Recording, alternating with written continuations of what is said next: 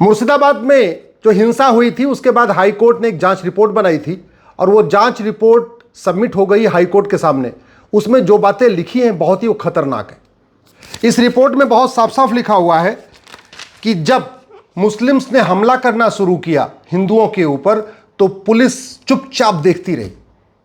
इस रिपोर्ट में यह भी लिखा हुआ है कि वहां का जो पार्षद था महबूब आलम, वो खुद भी हमला करवा रहा था भीड़ के साथ और बाकायदा बता के हमला कर रहा था कि यह घर हिंदुओं का है। सारे के सारे नकाबपोश हिंदुओं के घर को जला रहे थे, लूट रहे थे और वहां से पलायन करने के लिए मजबूर कर रहे थे। हिंदू वहां पे लगातार पुलिस को फोन कर रहे थे, जिनके पास जो नंबर था उस पर डायल कर रहे थे, लेकिन कोई भी पुलिस आके उनकी मदद नहीं कर रही थी। और इसका मूल कारण है ये 1861 का बना हुआ घटिया कानून। मैं पहले भी कई बार कह चुका हूं, सरकार बदलने से सुरक्षित भारत नहीं बनेगा। सरकार बदलने से सिस्टम नहीं बदलता, सिस्टम को बदलना पड़ेगा। सरकारें तो बदल रही हैं, लेकिन 1861 का पुलिस एक्ट आज तक नहीं बदला। नतीजा यह है, मुर्शिदाबाद में हिंदू चिल्लाते रहे, पुलिस नहीं आई। 1990 में हिंदू चिल्लाते रहे कश्मीर में, फिर भी पुलिस नहीं आई। 1984 में सिख चिल्लाते रहे दिल्ली में, फिर भी पुलिस नहीं आई। पुलिस चूंकि सत्ता की गुलाम बनी हुई है, तो पुलिस यह देखती है कि करना क्या है, वो सत्ता के इशारे पे काम करती है। और इसमें पुलिस की भी गलती नहीं है।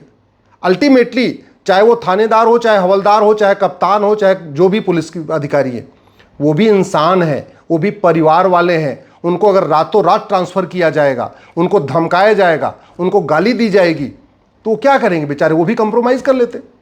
सारे लोग तो ईमानदारी के उस पर नहीं चल सकते ना। तो ये जो टॉर्चर किया जा रहा है, ये जो भारत में पलायन हो रहा है, उसका सबसे बड़ा कारण है 1861 का पुलिस एक्ट। दुर्भाग्यवश प्रकाश सिंह के केस में सुप्रीम कोर्ट में पुलिस रिफॉर्म के लिए जजमेंट दिया, आज तक लागू नहीं हुआ। इस कानून को बदल के हमने one nation one police code के ऊपर संसद में कभी चर्चा ही नहीं किया। भारत में एक पुलिस चार्टर लागू हो, उसके ऊपर चर्चा ही नहीं किया। पुलिस को राजनीति के जो सत्ता से बाहर निकाला जाए, पुलिस को थोड़ा स्वतंत्रता दिया जाए कि वो स्वतंत्र होकर काम करे, उसके लिए हमने कोई काम ही नहीं किया। इंग्लैंड में कुछ दिन पहले ऋषि सुनक बिना सीट बेल्ट लगाए जा रहे थे और पुलिस ने चालान कर दिया। हमारे देश में तो अगर सत्ता का पार्षद हो, सत्ता का प्रधान हो, सत्ता का छोटा सा गुर्गा भी हो, तो पुलिस की हिम्मत नहीं पड़ती उसकी चालान करने की। वहीं ब्रिटेन में प्रधानमंत्री का चालान हो गया। और दुर्भाग्य देखिए, ये जो 1861 का कानून है जो अंग्रेजों ने बनाया था, ये हमारे यहां चल रहा है, ब्रिटेन में नहीं चल रहा है। अंग्रेज यहां के बना गए थे, हम कंटिन्यू किए हुए हैं। ऐसा कानून अंग्रेज वहां ब्रिटेन में भी नहीं चलता। अगर भारत को सुरक्षित बनाना है तो सबसे पहले पुलिस रिफॉर्म करना पड़ेगा, one nation one police code लागू करना पड़ेगा, एक पुलिस चार्टर लागू करना पड़ेगा। दूसरा, जो हमने घटिया कानूनों का मकरजाल बना रखा है, 50 से ज्यादा कानून हमारे यहां, घूसखोरी का अलग कानून, जमाखोरी का अलग कानून, मिलावटखोरी का अलग कानून, कालाबाजारी का अलग कानून, मुनाफाखोरी का अलग कानून, नशा तस्करी का अलग कानून, मानव तस्करी का अलग कानून, सोना तस्करी का अलग कानून, माओवाद का अलग कानून, नक्सलवाद का अलग कानून, धर्मांतरण का अलग कानून, घुसपैठ का अलग कानून। मतलब घटिया कानूनों का पूरी एक माला बना रखी है हमने। उसको खत्म करके एक one nation one penal code लागू करना पड़ेगा। 150 साल के बाद इंडियन पिनल कोड बदला, नई भारतीय न्याय संहिता आई, लेकिन ये नई बोतल में पुरानी शराब जैसी है। बाबुओं ने इस देश के साथ बहुत बड़ा धोखा किया। अगर वो चाहते अमेरिका का फेडरल पिनल कोड जैसा एक one nation one penal code Bharat में लागू कर सकते थे, लेकिन उन्होंने कुछ किया नहीं। बाबुओं को पता है कि मंत्री को कुछ नहीं पता, बाबुओं को पता है कि जो सांसद हैं इनको कुछ नहीं पता, इसलिए बाबू जो ड्राफ्ट बना के देते हैं बाद में वही कैबिनेट में पास हो जाता है, वही कानून बन जाता है। ये बाबू जो है देश के साथ गद्दारी कर रहे हैं। जिनको कानून का ड्राफ्ट बनाना है वो कम से कम ये देखें कि हाँ पूरी दुनिया में चल क्या रहा है। ये कानून का ड्राफ्ट बनाने वाले जो बाबू हैं, जो नौकरशाह हैं, अपना घर बनाना होगा तो कम से कम 10 आर्किटेक्ट से बात करेंगे। अपना घर बनाना होगा तो 10 लोगों का घर जाके देखेंगे और फिर कोशिश करेंगे कि मेरा घर सबसे बढ़िया घर बने। लेकिन जब देश के लिए कानून का ड्राफ्ट बनाते हैं तो कभी 10 देशों का ड्राफ्ट नहीं देखते। ये नहीं देखते कि सिंगापुर में क्या चल रहा है, जापान में क्या चल रहा है, अमेरिका में क्या चल रहा है, चीन में क्या चल रहा है। कभी ये नहीं देखते कि आखिर सिंगापुर, जापान, अमेरिका में अपराध कम क्यों है, भारत में क्यों ज़्यादा है, इसका रूट काज क्या है, इसका सोल्यूशन क्या है, देखते नहीं। तो दूसरा काम, पहला one nation one police code, दूसरा one nation one penal code, और तीसरा ये जो एविडेंस एक्ट बना है ये पहले से बेटर है, लेकिन ये भी पुरानी नई बोतल में पुरानी शराब जैसा है। दुनिया के जितने मॉडर्न कंट्री हैं सबके पास नार्को पॉलीग्राफ ब्रेन मैपिंग कानून बन चुका है, सबके पास। हमारे यहां नहीं बन रहा है। नेता नहीं चाहते उनका नार्को पॉलीग्राफ ब्रेन मैपिंग हो, नौकरशाह नहीं चाहते उनका नार्को पॉलीग्राफ ब्रेन मैपिंग हो। दोनों मिलकर लूट रहे हैं और इसलिए नहीं चाहते कि अगर narco polygraph brain mapping test बन जाएगा, कल को अगर उनका हो गया तो अभी तो 400 करोड़ 500 करोड़ दिखता है, पता चला 5-5 हज़ार करोड़ हो जाएगा। भाई अभी जो 300 करोड़ कैश पकड़ा जाता है वो 300 ही दिखता है ना। अगर टेस्ट करके पूछेंगे और कहाँ कहाँ रखा है तो भगवान जाने वो 10 गुना और ज़्यादा हो जाएगा, तब क्या होगा। इसलिए कानून नहीं बन रहा है। तो अगर, और इसी के कारण मैंने आपको एग्जाम्पल दिया, पूरे देश में उठा के आप देख लीजिए। कश्मीर में नरसंहार होता रहा, हिंदू चिल्लाते रहे, पुलिस को फ़ोन करते रहे, पुलिस नहीं आई। 84 में सिखों का नरसंहार होता रहा, सिख चिल्लाते रहे, पुलिस को फ़ोन करते रहे, नहीं आई पुलिस। जांच आज तक कंप्लीट नहीं हुई है। इस घटिया एविडेंस एक्ट के कारण यासीन मलिक 35 साल पहले जिसने एयरफोर्स के जवानों को मारा था, आज तक उसको फांसी नहीं हुई, जबकि उसने खुद एडमिट किया है कि उसने मारा है। इस घटिया एविडेंस एक्ट के कारण कन्हैयालाल के हत्यारों को आज तक फांसी नहीं हुई, जबकि कन्हैयालाल के हत्यारों ने खुद एडमिट किया कि हाँ उन्होंने मारा। इस घटिया एविडेंस एक्ट के कारण, घटिया कानून के कारण, घटिया न्यायिक व्यवस्था के कारण बटला हाउस का एनकाउंटर करने वालों को आज तक फांसी नहीं हुई। दिल्ली दंगे में कितने लोग मारे गए, दिलवर नेगी को तो बाकायदा भट्टियों में उसको भून दिया गया था। क्या हुआ? कुछ हुआ क्या? आज तक किसी की नागरिकता गई क्या? आज तक किसी को आजीवन कारावास हुआ क्या? आज तक किसी को फांसी हुई क्या? नहीं हुई। क्यों? क्योंकि कानून घटिया है। अब समय आ चुका है इसके ऊपर पार्टी हित से ऊपर उठ के बोला जाए। जब तक आम जनता दल गुलामी नहीं छोड़ेगी, जब तक यहां के नेता दल गुलामी नहीं छोड़ेंगे, अभिनेता दल गुलामी नहीं छोड़ेंगे, लेखक बुद्धिजीवी दल गुलामी नहीं छोड़ेंगे, तब तक सुरक्षित भारत नहीं बनेगा। फिर यहां भारत से पलायन करते रहेंगे। जो बेस्ट ब्रेन होगा वो यहां से पलायन कर जाएगा, और पलायन कर रहा है।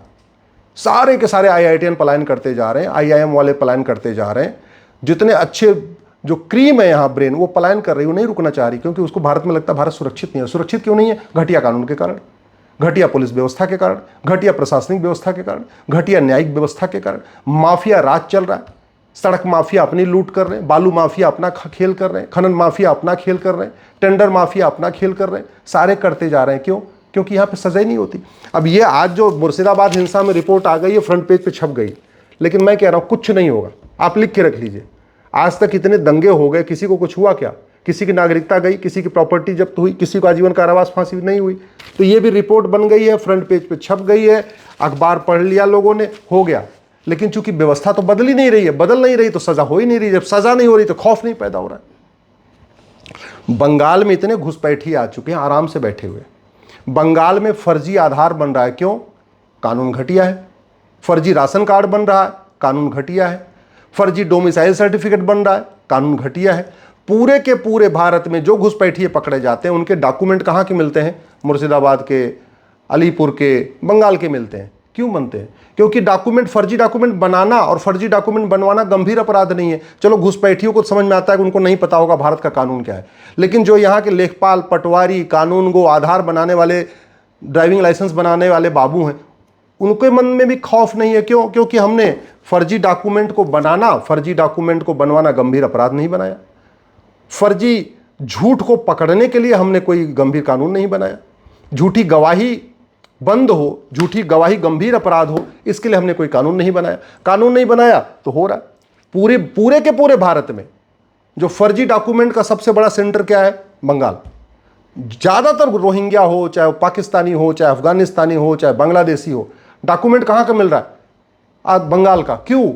क्योंकि फर्जी आधार बनाना और बनवाना गंभीर अपराध नहीं, फर्जी राशन कार्ड बनाना और बनवाना गंभीर अपराध नहीं, फर्जी ड्राइविंग लाइसेंस बनाना और बनवाना गंभीर अपराध नहीं, फर्जी बर्थ सर्टिफिकेट बनाना और बनवाना गंभीर अपराध नहीं, फर्जी वोटर ID बनाना और बनवाना गंभीर अपराध नहीं, फर्जी पासपोर्ट बनाना और बनवाना गंभीर अपराध नहीं। झूठ को गंभीर अपराध घोषित कर दिया जाए। झूठ पकड़ने के लिए नार्को पॉलीग्राफ ब्रेन मैपिंग कानून बना दिया जाए। हर जिले में एक एक नार्को पॉलीग्राफ की लैब बना दी जाए, और जो भी डॉक्यूमेंट बनाने वाले हैं और बनवाने वाले हैं उनसे अंडरटेकिंग लिया जाए कि हाँ मुझे पता है झूठा डॉक्यूमेंट बनाना गंभीर अपराध है, 10 से 20 साल सजा होगी। न बनाने वाले बनाएगा, न बनाने वाला बनाएगा, न बनवाने वाला बनवाएगा। तो कानून बदलना पड़ेगा, सिस्टम बदलना पड़ेगा, जस्टिस विद इन ईयर लागू करना पड़ेगा। अगर सरकार चाहे और सुप्रीम कोर्ट चाहे तो यहां मुकदमों का फैसला 1 साल में हो सकता है, टोटल 1 साल में। 3 महीने के अंदर जांच पूरी हो सकती है, 3 महीने के अंदर डिस्ट्रिक्ट कोर्ट का फैसला आ सकता है, 3 महीने के अंदर हाई कोर्ट का फैसला आ सकता है, 3 महीने के अंदर सुप्रीम कोर्ट का फैसला आ सकता है। भाई ब्रह्मा जी थोड़ी लिख के गए थे कि पहले FIR होगी, फिर जांच होगी, फिर गवाहों के बयान होंगे, फिर उसके बाद चार्जशीट फाइल होगी, फिर चार्ज फ्रेम होगा, फिर बहस होगी, फिर क्रॉस एग्जामिनेशन, फिर गवाहों के बयान होंगे, फिर क्रॉस एग्जामिनेशन होगी। ब्रह्मा जी थोड़ी लिख के गए। अरे भैया, जिसके खिलाफ आरोप है उसको पकड़ो, उसका narco polygraph brain mapping test कर लो, और टेस्ट करने में कोई उसको हलाल थोड़ी करना, उसको काटना थोड़ी, 2 इंजेक्शन देना है, 2 इंजेक्शन दे के सारा टेस्ट मशीन से सब पता कर लेना है कि झूठ बोल रहा सही बोल रहा है, और जो कह रहा है उसके आधार पर उसको सजा दे दो। क्यों चाहिए 300 गवाह, क्यों चाहिए 400 गवाह, क्यों चाहिए 500 गवाह? एक एक आदमी को सजा दिलवाने में कम से कम 1 करोड़ रुपए खर्च हो जाता है। हालत ये हो गई है, मतलब किसी घुसपैठियों को 3 साल की सजा दिलवाने में कम से कम 2-3 करोड़ रुपए खर्च होता है। अगर आप सारे पुलिस वालों का वेतन निकालिए, सारे सरकारी अधिकारियों का वेतन निकालिए, सारे उसमें जितने गवाहों का आए जाने जाने का खर्चा निकालिए, सरकारी वकील की फीस जोड़ लीजिए, कम से कम 1 करोड़ रुपए एक घुसपैठिए पर खर्च होता है सजा दिलवाने पर। और सजा कितनी होती है? 2 साल 3 साल की। इसलिए कह रहा हूं इस व्यवस्था को बदलना पड़ेगा, तभी भारत सुरक्षित हो पाएगा।